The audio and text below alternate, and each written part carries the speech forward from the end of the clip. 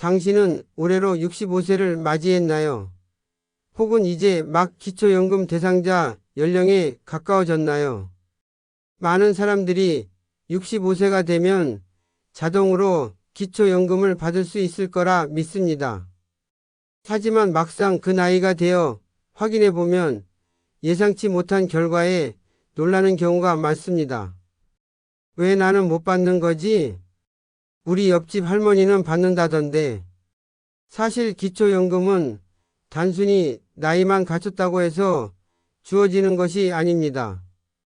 그 안에는 우리가 미처 몰랐던 혹은 알고 싶지 않았던 숨겨진 기준 하나가 있습니다. 그리고 그 기준 하나가 누군가는 연금을 받고 누군가는 단 한 푼도 받지 못하게 만듭니다. 오늘 이야기할 주제는 단순한 정보 전달이 아닙니다. 이것은 당신의 노후를 좌우할 수 있는 현실입니다. 당신이 연금 수령자가 될 수 있는지 혹은 수년간 일한 대가를 받지 못하게 될지를 가르는 결정적 요소. 우리는 그 진실을 함께 들여다보려 합니다. 당신의 통장에 얼마가 들어있는지 혹은 매달 얼마가 들어오는지 이런 이야기 어쩌면 남들 앞에서 꺼내기 불편한 이야기일 수도 있습니다. 하지만 오늘만큼은 외면하지 말고 정면으로 바라봐야 할 문제입니다. 우선 기초연금은 만 65세 이상인 국민 중에서 소득 하위 70%에 해당하는 사람에게만 지급됩니다. 여기까진 많은 분들이 알고 계시죠? 그런데 문제는 소득이라는 말이 단순한 월급이 아니라는 데 있습니다. 당신이 매달 받는 국민연금, 예금 통장이 이자, 보유한 부동산, 심지어 당신이 타고 있는 자동차의 가격까지도 이 소득으로 계산된다는 사실 알고 계셨나요? 기초연금을 받을 수 있는지 여부는 바로 이 소득인 정액이라는 기준에 따라 결정됩니다. 즉, 당신이 번 돈만이 아니라 가지고 있는 자산과 재산을 소득처럼 환산해서 계산하는 것이죠. 예를 들어보겠습니다. 서울에 사는 김모 씨는 66세 평생 맞벌이로 고생했고 은퇴 후에도 성실하게 저축을 해 예금 통장에 2억 원 정도를 보유하고 있었습니다. 그는 당연히 기초연금을 받을 줄 알았습니다. 하지만 결과는 탈락. 왜일까요? 예금 통장 속 돈이 많기 때문입니다.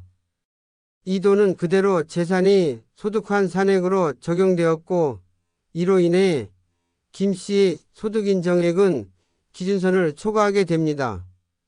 즉 아무리 돈을 아끼고 나라에 해를 끼친 적 없이 살았어도 기준선을 넘는 순간 그 보상은 사라지는 겁니다. 그 기준은 해마다 조금씩 달라집니다. 2024년 기준으로 단독 가구는 약 213만원, 부부 가구는 약 340만원이 소득인 정액을 초과하면 기초연금 수급에서 제외됩니다. 여기서 소득인 정액이란 단순히 통장에 있는 돈만이 아닙니다. 다음과 같은 요소들이 전부 포함됩니다.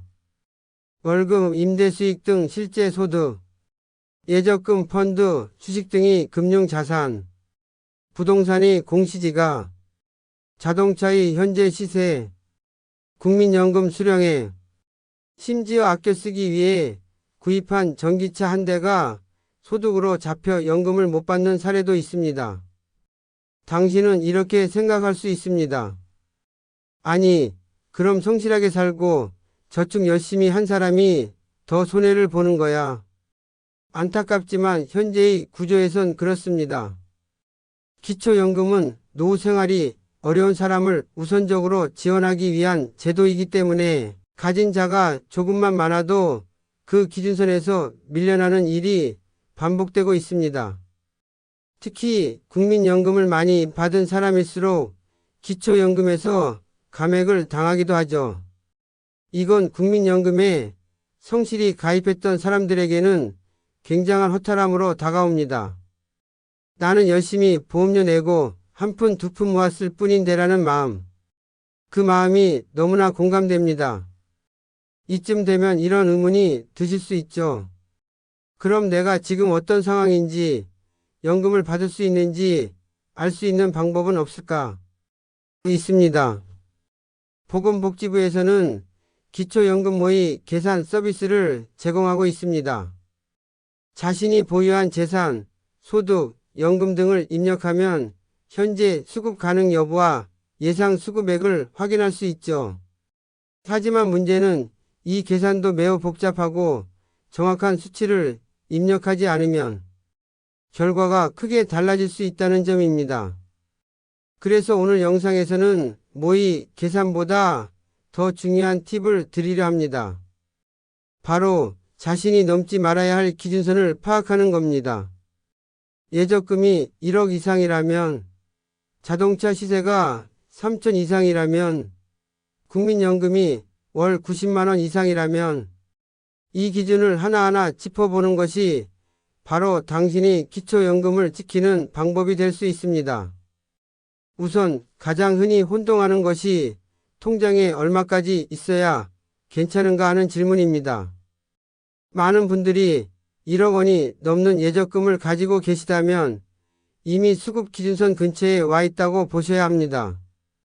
예를 들어 금융자산에서 기본 공제 금액은 단독 가구 기준 약 2천만 원 정도입니다. 이 금액을 초과하는 부분에 대해서는 연 4%의 소득 환산율이 적용되어 가상의 월 소득으로 잡히게 됩니다. 쉽게 말해 예금이 1억 2천만 원이라면 1억 원에 대해 환산이 들어갑니다. 이 환산액만으로도 매월 약 33만 원 이상이 소득으로 계산됩니다. 여기에 국민연금 수령액이나 기타 임대소득, 심지어 자녀가 매달 보내주는 생활비까지도 포함될 수 있습니다. 이 모든 걸 더했을 때 기준인 213만 원을 초과하면 수급 탈락. 그러니 나는 돈 안 버는데 왜 못 받아? 라는 생각은 착각일 수 있습니다. 당신이 버는 돈보다 가지고 있는 돈이 더 큰 변수가 되는 셈입니다. 그렇다면 정말 통장에 돈을 조금만 넣고 있어야 할까요? 이 문제는 단순한 숫자의 문제가 아니라 삶의 방식과 연결되어 있습니다. 어떤 분은 기초연금을 받기 위해 일부러 돈을 자녀 명의로 옮겼다고 말합니다. 어떤 분은 자동차를 팔았다는 사례도 있고요. 실제로는 이런 편법이 되려 독이 되는 경우도 있습니다. 정부는 2011년 이후 재산증여, 이전, 거래 내역을 5년 이상 추적할 수 있는 시스템을 운영 중입니다. 단순히 현금으로 바꿨다고 숨길 수 없으며 오히려 불이익을 당할 수 있습니다. 또한 부동산의 경우 실거래가가 아닌 공시지가로 판단하지만 일부 지역은 그 공시지가마저도 상당히 높아 소득인 정액을 크게 끌어올리는 결과를 낳습니다. 즉, 단순히 없애고 숨기고의 문제가 아니라 어떻게 준비하고 구조를 이해하느냐가 핵심입니다. 사례 하나 더 보겠습니다. 정모 할아버지는 68세, 부인은 66세. 서울 외곽에 자가주택을 소유하고 있고 두 분 모두 국민연금을 받고 있습니다. 예적금은 합쳐서 6천만 원, 자동차는 7년 된 경차 한 대입니다. 이 정도면 기초연금 받을 수 있을까요? 정답은 조건에 따라 다릅니다. 하입니다. 왜냐하면 소득인 정액 산정은 개별 항목이 단순 합이 아니라 공제 항목과 특수사항, 가구 구성까지 복잡하게 얽혀 있기 때문이죠. 하지만 이 경우 대부분은 수급 대상에 포함될 수 있습니다. 다만 국민연금 수령액이 월 100만 원이 넘는다면 일부 감액이 발생할 수도 있습니다. 이처럼 기초연금 수급은 될 것 같지만 안 되는 혹은 안 될 것 같지만 되는 복잡한 구조를 갖고 있습니다. 그러므로 꼭 전문가와 상담하거나 모의 계산기를 활용해 정확히 파악해야 합니다. 그렇다면 이제 질문을 다시 던져볼까요? 당신은 지금 기초연금을 받을 수 있는 상태입니까? 혹은 당신은 지금 단 하나의 기준 때문에 연금을 놓치고 있진 않습니까? 오늘 우리가 이야기한 이 숨겨진 기준 하나, 그것은 바로 소득인 정액입니다. 이 기준을 이해하고 지금부터라도 준비한다면 당신은 연금을 지킬 수 있습니다. 단 한 푼이라도 더 안정적인 노후를 위해 말이죠. 반대로 이 기준을 모른다면 누구보다 열심히 살았음에도 불구하고 그 결과물은 탈락이라는 통보일 수 있습니다. 지금은 늦지 않았습니다.